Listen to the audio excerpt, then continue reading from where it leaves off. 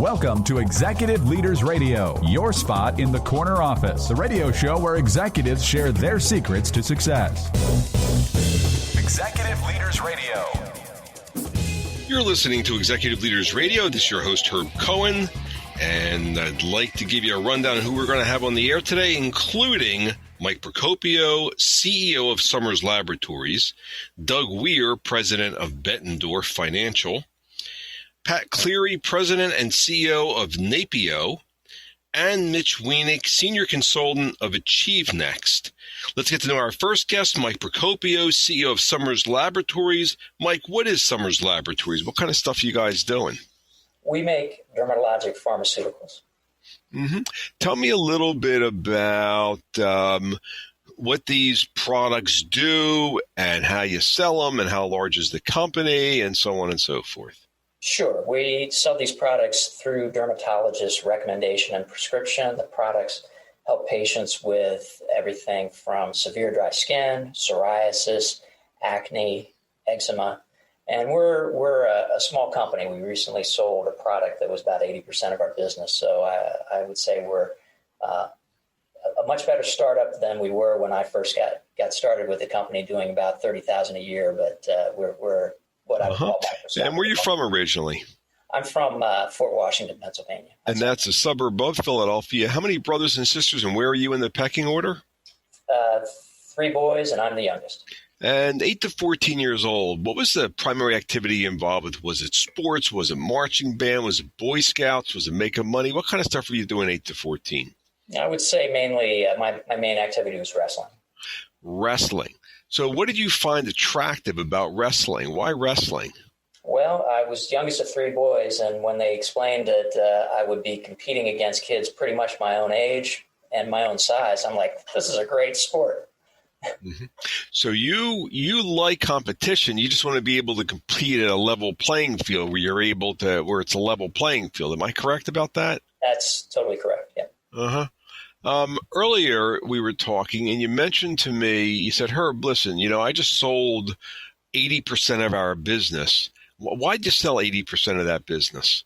Well, it used to be when I started, I was selling primarily and interacting primarily with dermatologists, talking about ways to help their patients. And over time, the business morphed and we got into big box stores. And now all of a sudden, the most important people in my world were the buyer at Walmart, Target, et cetera. And they were concerned about numbers. And it was also becoming hard to compete for a small company amongst multi-billion-dollar competitors.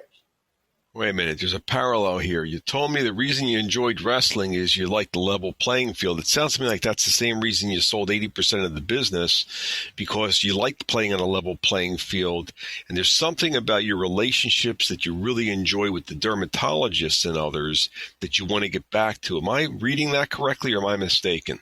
No, that sounds correct, Herb. The main thing is I really want to be able to love what I do on a daily basis. And I found that I could do it. I just didn't love it. Tell me about, there's an old saying that if you love what you do, you don't work a single day. But how young were you when you got involved in loving what you did, and how'd that happen, and what else was going on in your childhood that led up to that?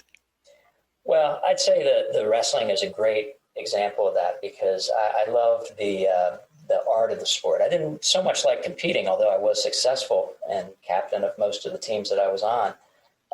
But what I really loved about it was wrestling. I liked the sport. I liked the skill, the development of skills. So that's really when I did something. And you were the captain of many of these teams. What was the personality trait that you brought to playing the captain? Why were you the captain? Well, I think when I look back on it, leading by example, I would always, work the hardest and want to be my best. What's that have to do with being the CEO of Summers Laboratories? Well, we look to be the best to the people we serve. I mean, I'm not so much concerned about who buys our product, but who can we help? And if we're helping people and we can also provide the product, great. But either way, we're helping people, and it's something I enjoy. So you're doing a restart with some of the key people and going back to some of the basics. Where do you see the future of Summer Laboratories going into the future? Well, actually, Herb, I hired a guy who's a colleague and a longtime friend who's way better at this business than I am. And so really, I'm sitting back. I'm now mainly a consultant to the business and, supporting this gentleman, Jeff Day, in rejuvenating it. So when you say rejuvenating, so the common thread is you want to go back to working with the dermatologists, developing products that make their lives easier and help their patients? Well, we actually have a nice stable of products that we already have. We don't really have to develop. We certainly plan to develop some products, but we don't have to do that. We've got great products that are not being utilized to their fullest extent now. Wow. And so you're looking forward to this second phase, aren't you? Totally, yeah. And part of the criteria of going into the second phase is building a business or a business model where you really have a direct relationship with your clients and diversifying the client base so you're not beholden to one or two major distributors and you're not being squeezed with margins and so on. Am I reading that correctly? It's spot on, Herb. Mm-hmm. So it sounds to me like, again, it's like going back to that wrestling, it's like when your brothers were wrestling with you, that's not necessarily fair. They're bigger than you. You want to compete on a level playing field. How many years have you been in this business called Summer Laboratories? It's, I think this will be coming up my 35th or 34th year. Wow. So when you find something you like, you really stick with it. Yeah, in this case, sure. Uh-huh. And how large or how small was Summer Laboratories? How large or how small was the team before you sold the major product? Yeah, we were roughly around 20 people, and now we're down to 5 to 7, depending on how you count. But a lot of the manufacturing was contracted. It sounded like the 20 people really were the core team, establishing a lot of distribution through the retailers and through the dermatologists and other specialty markets. Am I correct? That's correct. Yeah, we had a very extraordinarily efficient small team. Very efficient. And that's part of who you are as well. You like efficiency. You like making sure that things are being done in a manner that makes sense. Where'd this chemistry thing come from? What did mom and dad do for a living? Well, my dad was an executive in the chemical industry. He had a PhD in organic chemistry. And when I was deciding on a major, I had gotten one A in high school and one C. And the A was in chemistry because I had a very easy teacher. And I figured, well, here's a guy who's my dad's made a good living in that. Let me choose chemistry as a major. And so then I was not a good chemistry student, but then I decided, okay, well, if I can combine that with business, I could be a chemical salesman. And that's the first job that I failed at. Wasn't there a story you told me about the venture capital came from your dad? Why don't you tell that story to the audience? Sure. My dad, when I failed at that first job and I said, well, I think I'd like to be in my own business, he really realized that real security is when someone's in their own business as opposed to working for a large company, which is sort of degraded by that time.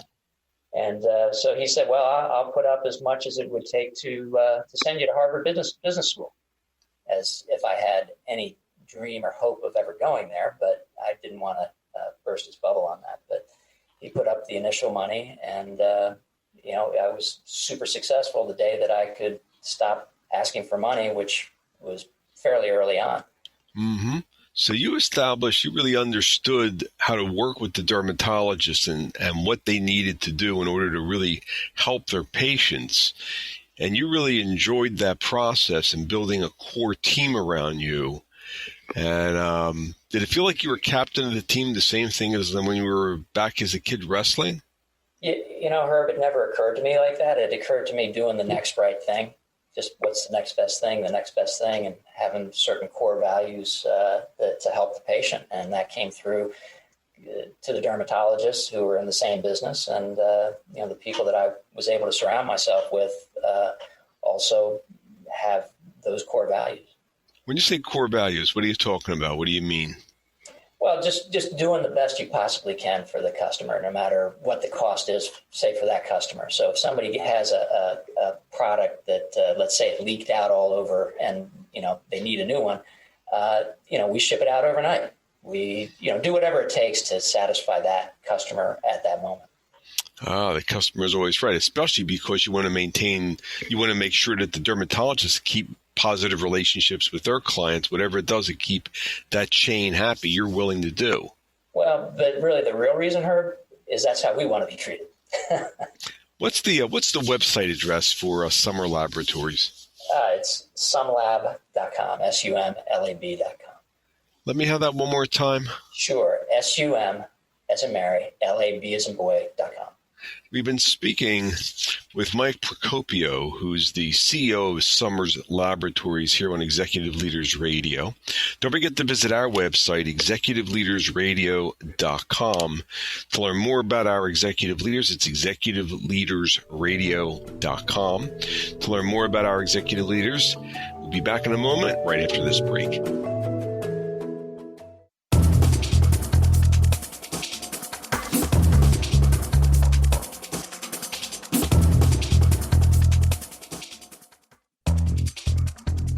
We're back. You're listening to Executive Leaders Radio. This is your host, Herb Cohen, and we'd like to introduce Doug Weir, president of Bettendorf Financial.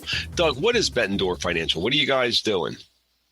We're a financial advisory firm based in eastern Iowa, and we work with small independent business owners and individual clients. Excellent. And how long have you been in business, and how old is this business? Well, I've been in the industry 38 years, and we've been open as Bettendorf Financial Group 21 of those years. All righty. And where you're from originally, and how many brothers and sisters, and where are you in the pecking order? Well, I was born right next door in Davenport, Iowa, which is also in eastern Iowa, and I'm the baby of the family. I have one older sister. You have one older sister. And what was going on with you 8 to 14? Was it marching band? Was it Boy Scouts? Was it making money? Was it football? What was the primary thing you were doing 8 to 14?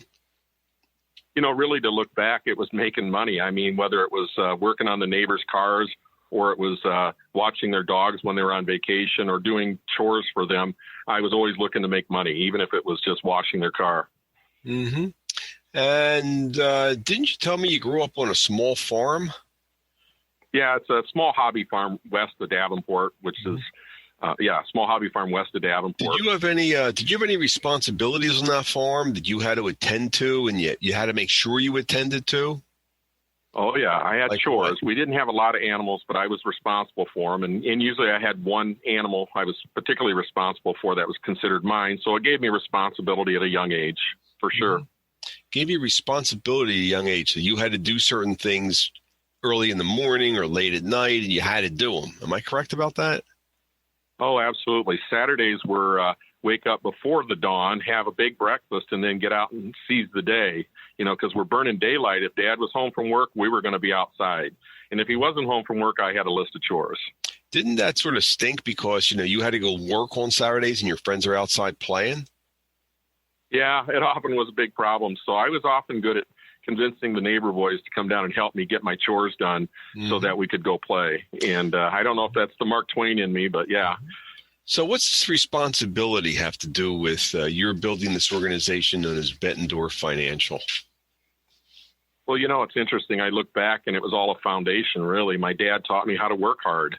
And especially during this latest pandemic and other crisis, whether it's my crisis or a client crisis, it's taught me how to work hard.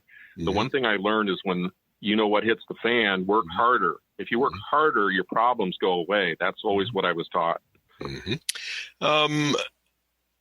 Sort of make your own luck. And you mentioned your dad was a mechanic. What did that have to do with your early career making money, the fact that your dad was a mechanic? Well, I spent a lot of time with Daddy in the garage, and I learned how to tune up a car probably before most people learn how to drive a car. I learned how to change oil because that was something a small kid could do, crawl under the car. And once I could crack so I learned how to make money off of what Daddy taught me. Tell me a little bit about school. Like, what were your favorite subjects, and did you really enjoy school? School was a means to an end for me. and I approached it differently. I actually took mechanic classes because I thought I wanted to own a mechanic shop someday. I took business classes. I took every math class I could. I never quite understood, but I took a lot of the math, and I took it all because I knew that was going to be expensive later on, so I should get all the math I could and all the business classes I could in addition to shop. Why were you taking those math and business classes when you were in school? Because I wanted to own my own business. I wanted to not just be a mechanic. I wanted to make my own destiny. How young were you when you knew you wanted to run your own business? 15, 16. 15 or 16, you knew you wanted to run your own business. You took a lot of math and business courses. And do you think there's any connection between you're taking math and business courses and Bettendorf Financial? Yeah, absolutely. It was the foundation. You know, looking back, my wife and I laugh about it because it was the foundation, and a lot of things her dad taught me after I met my wife was a foundation that I met her at 17. So yeah, my father-in-law, my dad's work ethic, and the influence of my father-in-law were a big part of that. How did your father-in-law influence you? He told me, you know, maybe you shouldn't be in a shop, Doug. Maybe you should be out running your own company. Maybe you should be in the business world. You've got smarts. You've got moxie. You should be talking to people. You shouldn't be hiding that. Your father-in-law told you this? Hank. Mm-hmm. Is he still around by any chance? No. Was he aware of your business success? Yeah. And how he influenced you? Mm-hmm. Tell me a little bit about your mom. What was your mom all about? She was a neat lady. Mom was a tall, strong woman. She was 6'4", 240. Sorry, Mom. And strong lady, the only woman I knew that could carry 2 bales of hay. And she was kind of the mayor of the road out on the country. And a lot of people looked up to my mom. And what do you mean? Smartest woman I knew for a long time. Well, you told me her nickname was Mayor Weiss. Yeah. Why was Mayor that? Weir. Why? Well, whenever there was a problem out on the road, if it was a problem, we had wild dogs. For example, wild dogs one time, they came to her. If there was ever a problem with roads needed to be fixed or there was something that needed to be done, people came to my mom because they knew she had a voice and she knew how to get on the phone and contact people and get things done.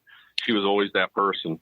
Did you mention when the men were overseas during a war, your mother was the one who, what was that all about?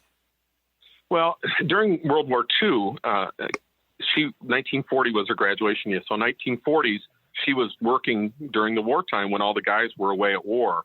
And so she was running she ran GMAC and Westinghouse.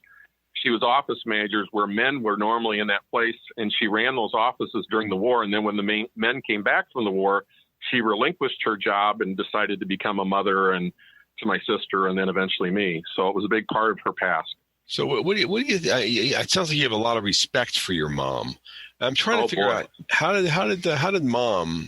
what's mom's influence on you nowadays? What do you hear? Well, when I decided to get, go ahead. I'm sorry.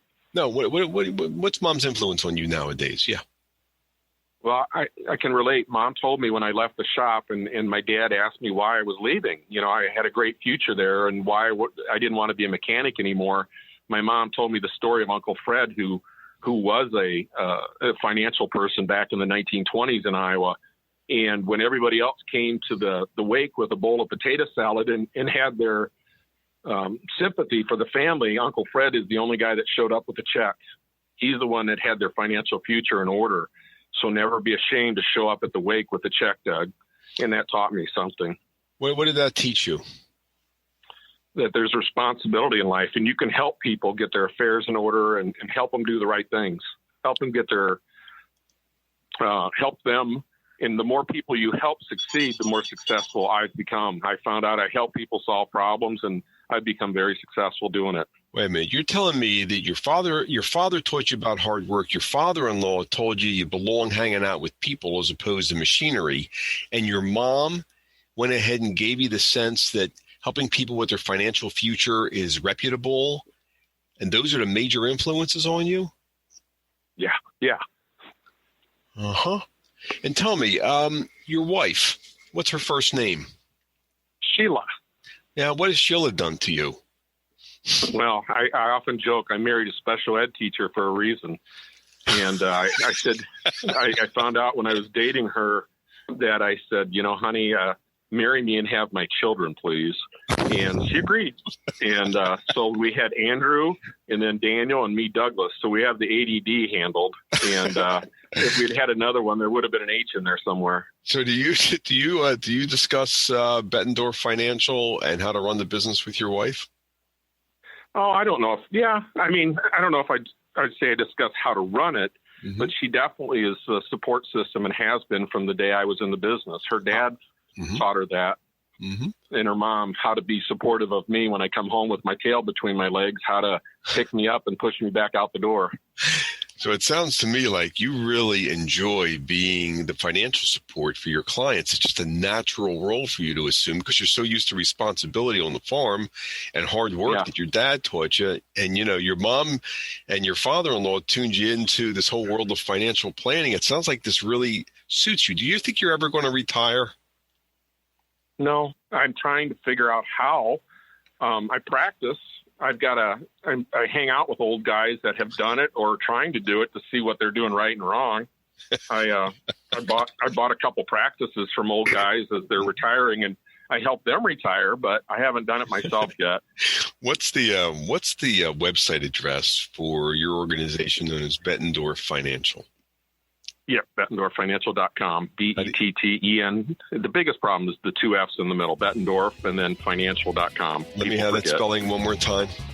BettendorfFinancial.com.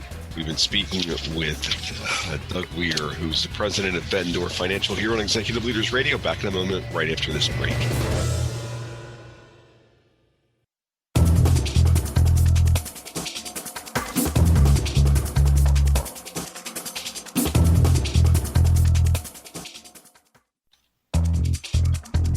We're back. You're listening to Executive Leaders Radio. This is your host, Herb Cohen, with my co-host, Frank Hennessy.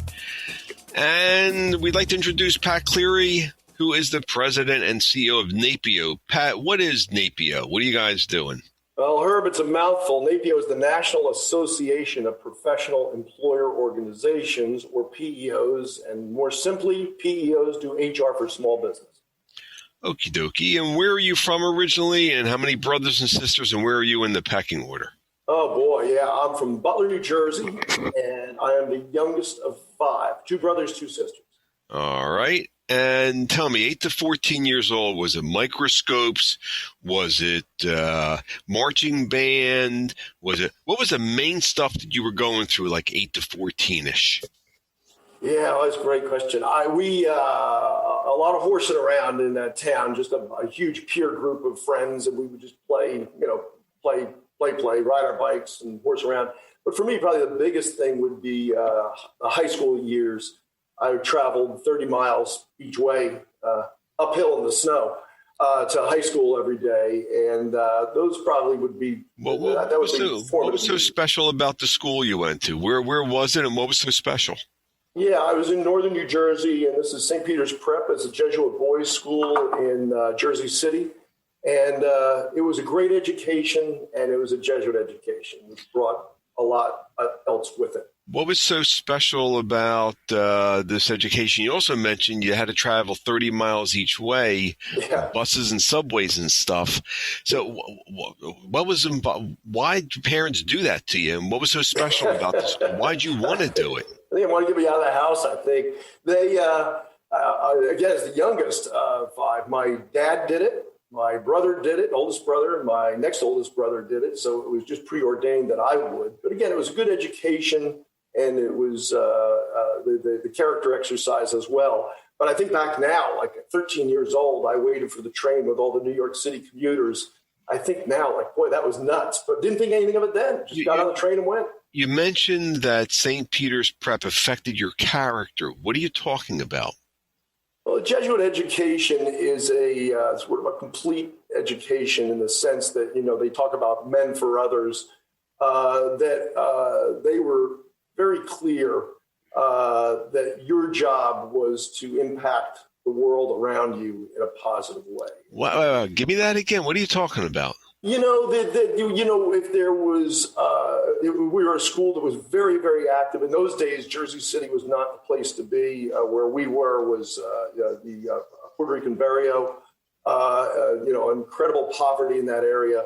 And we adopted families throughout the year that we fed and delivered food to. We raised money for people all over the world. That was kind of a constant thing. It never let up, and it drove home that message that this is your problem to fix. It's not somebody else's. We'll come back to that in a moment. How long have you been the CEO of NAPEO? 9 years. Mm-hmm. And prior to that, what were you doing then? Oh, yeah, I was a part of the swamp. I like to say I'm part of what's wrong with Washington. I've been here so long. So I was at the National Association of Manufacturers for 10 years as a lobbyist there. Mm-hmm. I was in the first Bush administration. I'm old enough to go all the way back to the Reagan administration. Frank, what kind of questions do you have for Pat? So, Pat, I'd like to get back to your family life. 5 kids. That's a big household. Tell me about Mom. What does she do for a living? Oh, Mom was great. She was a housewife, and she was she was out of central casting, a 60s mom.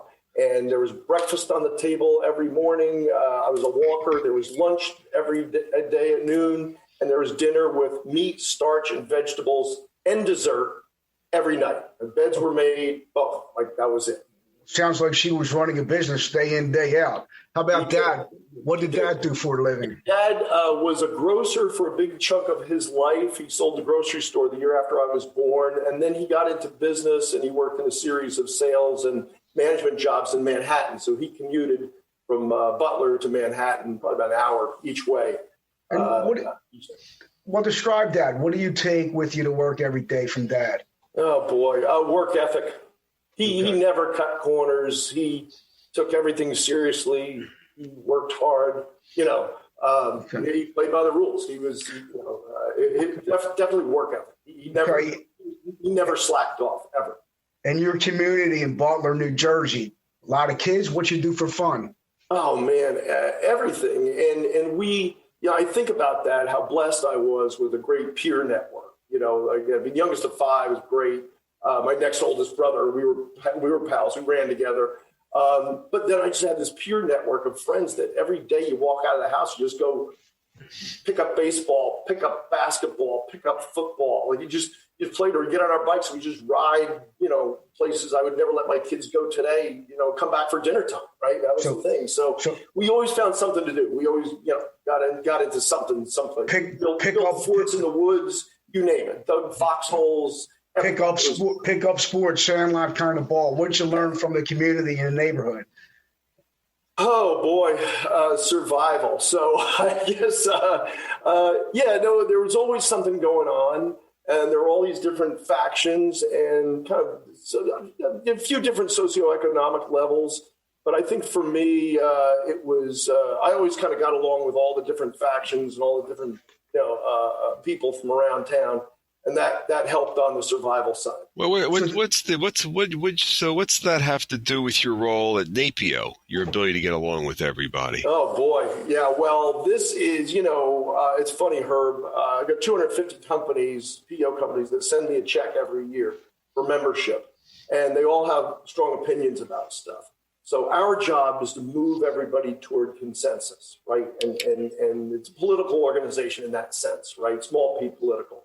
We move everybody toward consensus. What benefits do your members provide their clients? Why do their clients continue to write checks to them every year? Oh, well, if I can use this word on a family show, Herb, they take the crap off your plate. So all the stuff that businesses didn't get in business to do, payroll, benefits, all the wage and hour stuff, they take all that off the plate, and then businesses just focus on what they got in business to do. So it's a huge benefit to small business. Mm-hmm. You mentioned your education at St. Peter's Prep really helped develop you. What do you take with you from St. Peter's Prep that you use in business on an everyday basis? Well, a couple things. It's funny, Frank. I think William Peter Blatty, who wrote The Exorcist, in his acknowledgments up front, the last line, he says, "Thanks to the Jesuits for teaching me how to write." There was a pen in my hand every day at school, and you wrote and wrote and wrote and wrote and wrote. And that helped me in college. It helped me in law school. It helped me here in Washington every day. So I think that's the most important thing. No, that's the second most important thing. Most important thing was being men for others, being in the larger community and understanding your role in the larger community and doing something about it. And what impact are you trying to make in the community? Well, everybody's got to make their own difference. I think if everybody, even in the Bible, it says the poor will always be among us. If I'm going to eradicate poverty, you're probably not, but you can make a dent in your community. The homeless population in D.C. is in the thousands, not in the millions. You can put a dent in that, one life at a time. That's how you do it. Mm-hmm. Well, what's the best part of your job, Pat? What do you enjoy most about your job?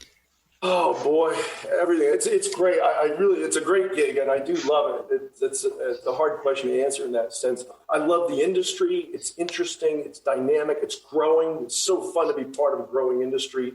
My members, not to sound too Pollyanna, are smart and engaging and great.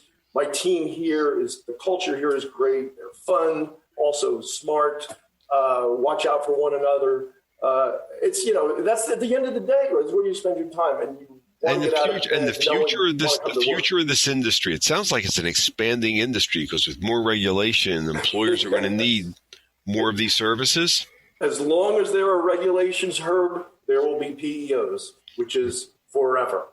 Mm-hmm. So it sounds to me like you're really in a growing industry, and you're helping unite the industry. Helping share best practices, lobbying efforts. It sounds like you're in the middle of the Sandlot, like you were as a kid, playing with everybody.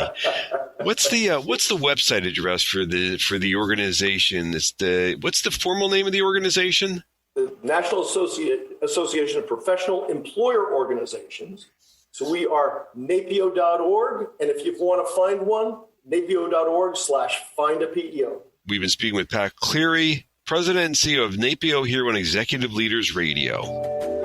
Want help building your business with help from this show's CEOs? Our CEOs can help you uncover more opportunities, grow your sales, connect you, help you raise money, all the big issues, because our CEOs have been there and done that. They've succeeded in creating millions of jobs and earning millions of dollars, and some are available to advise you. Now, email mentors@executiveleadersradio.com. That's mentors@executiveleadersradio.com. The same CEOs you've heard on the show for 10 years may be willing to help you build your business, uncover new opportunities, grow your sales, connect you, help you raise money, all the big issues, because our CEOs have been there and done that, succeeding in creating millions of jobs and earning millions of dollars. And some are available to advise you. Now, email mentors@executiveleadersradio.com. That's mentors@executiveleadersradio.com.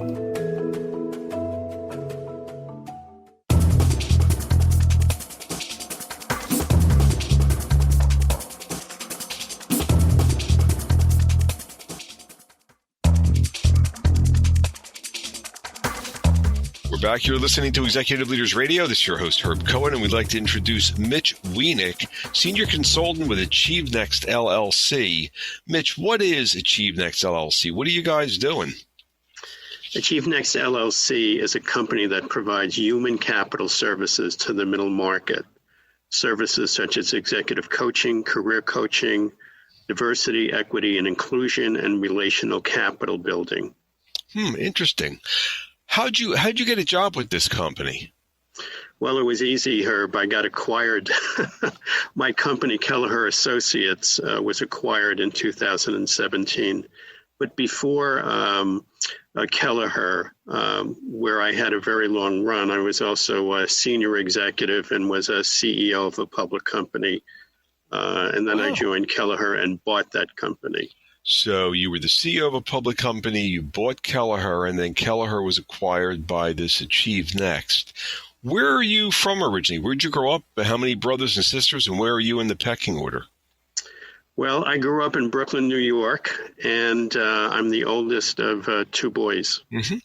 And 8 to 14, was it the marching band, Boy Scouts, making money, science, playing with microscopes? What was the primary stuff you were doing 8 to 14 that would give us a feel for who you were?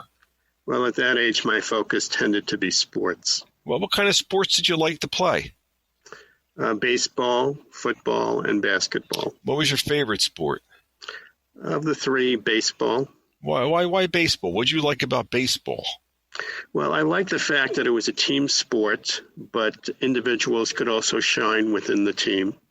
And it was pretty easy to play. You didn't need much equipment back in Brooklyn back then.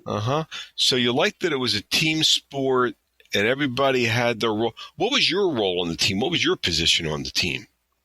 Well, I typically had two. It was pitcher or center fielder, but pitcher more than most. Most of the time it was pitcher. What did you like being? Why did you like being the pitcher and or the center fielder? What was it about you that you liked those roles?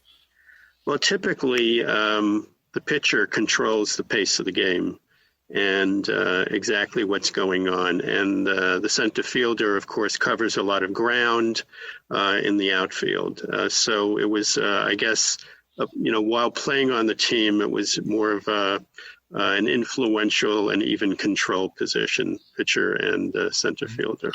Let me ask you a question. So these personality traits that you brought to being the pitcher, controlling the pace of the game, the center fielder, controlling a lot of ground, how did that play into your role as the CEO of a public company, the acquirer of Kelleher and Associates, and now in your role as senior consultant with AchieveNEXT? Mm-hmm.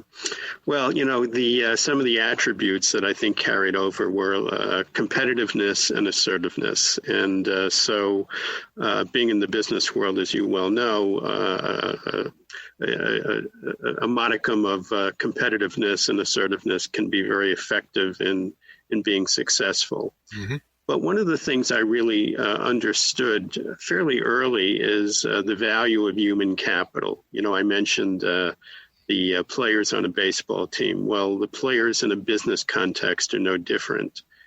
And what do you mean? What's the connection? What are you talking about?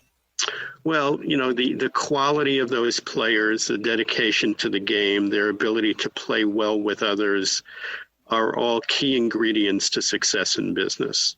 And so over time, I became a reasonably astute student of human nature and human capital. And ultimately, my shift from the business world as someone working in a corporation to owning a company that focused on executive coaching and career coaching, where human capital is really critical. It's really the essence of what you do, was what I think became a natural progression for me. It's interesting. The reputation of Kelleher Associates was top notch, and there were many other firms that came and went where they were like scamming people. They were taking people's money that were unemployed or underemployed and supposedly coaching them, but not really delivering the goods. But your reputation, because I know we've talked with people that have paid you and they were happy with your services, was that you would sit there with them, you would listen, and you'd make a couple of suggestions to help move the needle forward. How young were you when you had this ability to start reading people? How'd that show up when you were a kid?